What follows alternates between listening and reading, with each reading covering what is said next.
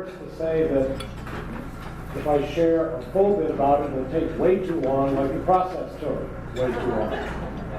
So I'll try to edit. I'm going to go back to the fall of 2006, 7 years ago. Do this up higher? Yep. How's that? A little better? In October of 2006, Phyllis Anderson gave the Founders Day address at CLU. I was new to the campus. I just arrived as provost. I didn't know Phyllis, didn't know anything about PLTS. Was still trying to figure out Lutheran, trying to figure out the West Coast. Was pleased in October I wasn't shoveling snow. That seemed to be a good thing. In her sermon, she lifted up the vision of two institutions, as she said, with complementary missions to raise up leaders for the church and for the world. She honored the history of Lutheran, remembering our founder, Richard Pedersen. I think she mentioned something about the chicken coops on campus and mustard seeds and manure. But at the end of her words, she asked the question, what was it that the two institutions could do together in that complementary mission of raising up leaders for the church and for the world? Tonight I've learned a lot about Phyllis that I did not know. And I now realize that this whole merger thing she had figured out 7 years ago.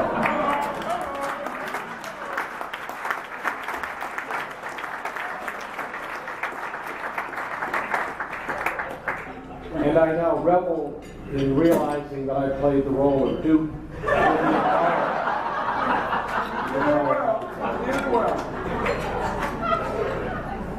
Phyllis likes to recall a conversation, I believe, about 2 years ago, exactly November. 3 years ago, yes. Again, we took too long. 3 years ago in my office when Phyllis, now Bishop Guy Erwin, and Randy Foster in the back, thank you Randy, came to talk about what possibilities there could be up to and including potentially merger. I remember that conversation a little bit, particularly the sense of possibility, not to mention the intimidation of having a board member, a then faculty member, and Phyllis surrounding me, and beginning to glimpse how out of my depth I was. I remember better a conversation a little bit later in Portland in February at the Aldi conference. It was a cold, wet, miserable day. Phyllis met me for lunch, and I was, I admit, kind of depressed. I had forgotten what rain and cold was like. But I came out of that meal, that conversation with her, really thinking, there's something here. She's got a vision for something that could really happen and could transform both institutions in better service for the world and the church. The sun didn't literally come out.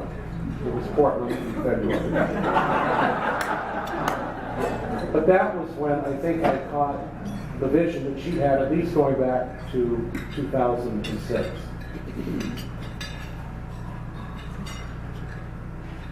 One of the things that she has taught me, and there have been many, and you all tonight have lifted up many of those characteristics, but one is the importance of communicating.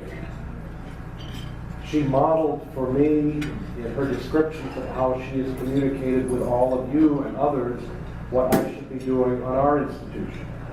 She also modeled it for me in insisting that we set up regular phone calls, that we could sit and talk through things.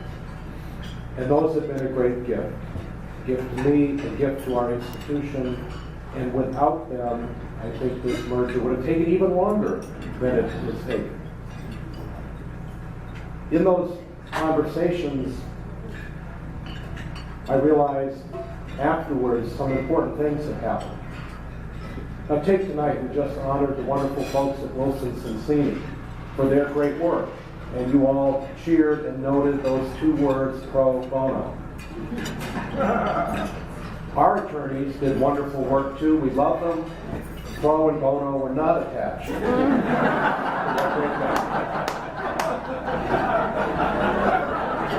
This was not by accident. There would be many times we would talk and something would come up about maybe paying for a consultant to do some work. The call would end, and later I'd realize, gee, I put a lot of CLU money into that. Phyllis didn't seem to put anything in.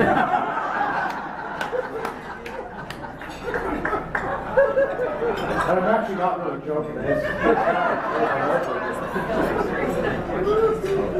But I also realized I felt really good on behalf of the institution that we had done that. And isn't that all about how people come to give, whether it's to a church, to a seminary or university? You do more than you think you were going to do, and you feel joy, and you find joy in it. And that's what I felt after those phone calls, most of the time. And getting to hear so much about her children, and to meet them, to meet you both tonight has been wonderful. We did occasionally have time just to chat, and I could vent about things like my board. Oh, sorry, Linda. We would talk about children, and Phyllis was so kind as I would talk about my two tiny teenagers, and she would, as Joel said, fail to point out the perfection of her children, but assure me that all would be well, and someday I would enjoy a relationship that was positive, and tonight I get to see that and you're reinforced. I have not relayed to my wife about the importance of Herb's cooking. I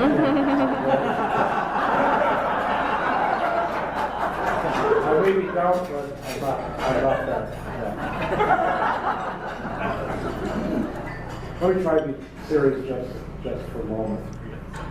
Again, we've all lifted up different characteristics of Phyllis. One I don't know that I heard too much of tonight, but was teacher.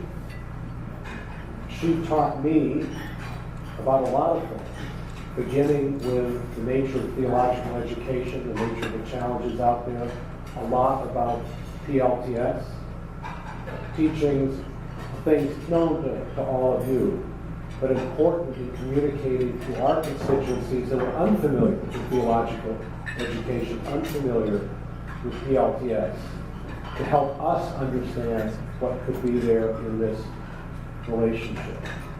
And for that teaching, I am profoundly grateful. Joy, I appreciate your point about leaders and institutions and where the sustaining strength comes from. As we go forward in this partnership, I nevertheless worry. We've got two strong institutions together to be stronger than ever, but without Phyllis at the helm, I'm a little nervous. You won't be far away. I heard something about Sonoma. Thank you, Joel, for that. I agree. Stick with the singing, the jokes.